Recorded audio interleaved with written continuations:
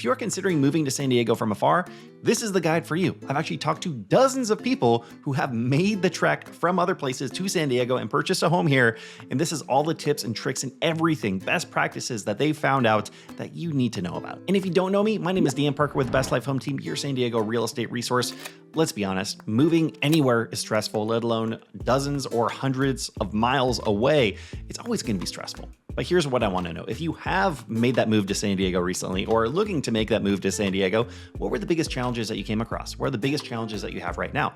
Let us know in the comments down below and I will get back to you and we'll have other people crowdsource what were the solutions to those problems. And today I'm going to break this down into 4 easy sections from the research phase, the neighborhood selection, virtual tours and virtual offers, and the home buying process, all of which are going to be extremely unique when you're doing it from afar. And first off is the research phase, which is usually anywhere from 4 to 12 months before you make the big move. Sometimes even further, sometimes, 18, 20, 24 months. It's not uncommon. Just know, obviously, the farther out that you are planning it, the more realistic things are going to change, maybe even pretty drastically by the time you make the move. Maybe for the better, maybe for the worse. For the last couple of years, it's more often been for the worse for people who are looking to buy a home here in San Diego. And this research phase is where you start to do the research online to try and figure out what San Diego is really like. What is it like to live here? You can watch videos like mine. I have probably close to 200 videos at this point. There are other great videos out there. There's the Moving to San Diego subreddit that you can go check out. Or of course, if you have friends, family, if you're moving for a job to San Diego, talk to people that actually live there. Get a sense from them. What are the areas that they really like? What is their lifestyle like? How realistic or unrealistic is it for you to be able to afford a home? Should you be renting? Where are the good schools? Just starting to do some of that general research. You can also start by plugging your monthly budget into Redfin or Zillow and just seeing what you can afford. What is your budget going to get you? And a lot of times it starts with, here's my ideal budget, and then here's actually what I'm going to need for the lifestyle that we're looking for. And a pro tip here is when you're looking on Redfin and Zillow and you're finding houses that maybe seem a little bit too good to be true, go on the Street View. Check out the 3D tours if they're available, but also check out the Google Street View and walk up and down the street. A lot of times I find when people have that thought of, man, this home is wonderful, I need a house like this. It seems to be $200,000 cheaper than anything else in the area.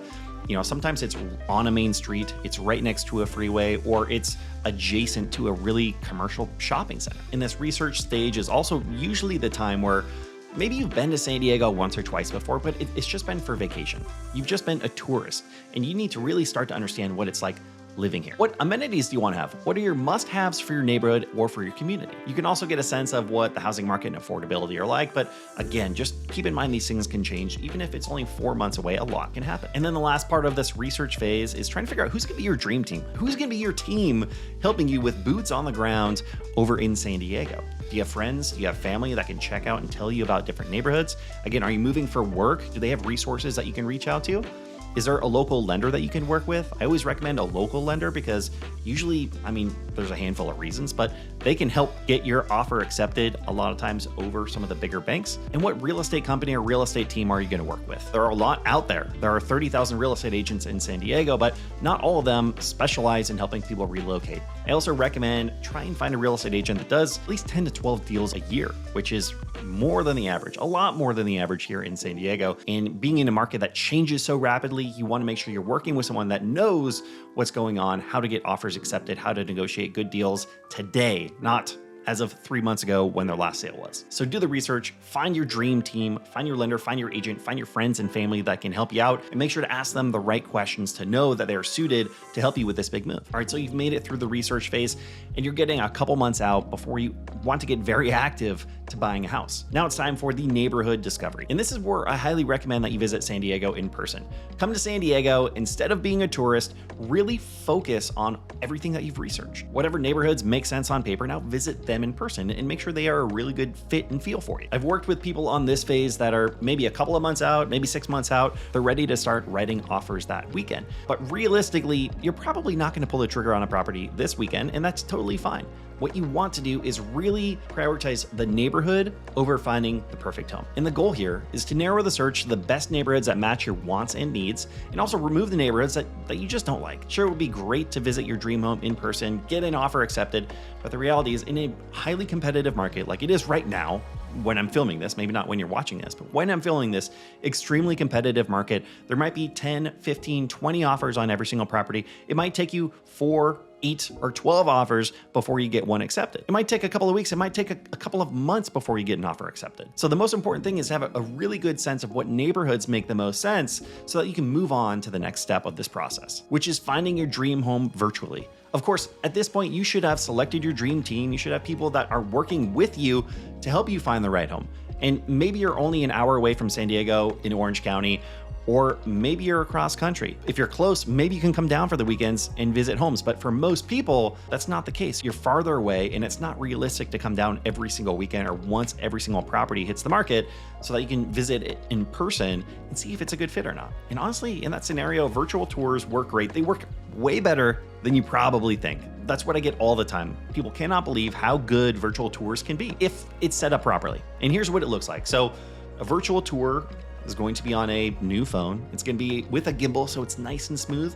And a proper guide can give you an overview of not only the neighborhood, they can narrate what they are seeing, hearing, and smelling. That's right. Any weird cat smells, anything weird like that can be told over the camera, over the video footage to let you know the entire extent of what's going on. A really good guide will point out the things that we know you're probably not going to see over the camera unless we point them out. And of course, we're going to give you an overall opinion of the home, tell you the pluses and the minuses and all the things that you need to know based on what we're seeing and what we're experiencing. Which leads us to the last part, which is the home buying process. So if you do see a home virtually that you like, here's what you should do. And again, especially in a market that's competitive like it is right now, more often than not, the best move is to put in an offer and plan to come out once you get an offer accepted during the inspection contingency period, or even during the inspection itself. And the way the home buying process works in a majority of scenarios is all going to be in the purchase agreement and explained to you before you put an offer in, is that you're gonna have a 7 to 10 day inspection contingency period, maybe even longer, but that's generally what I'm seeing.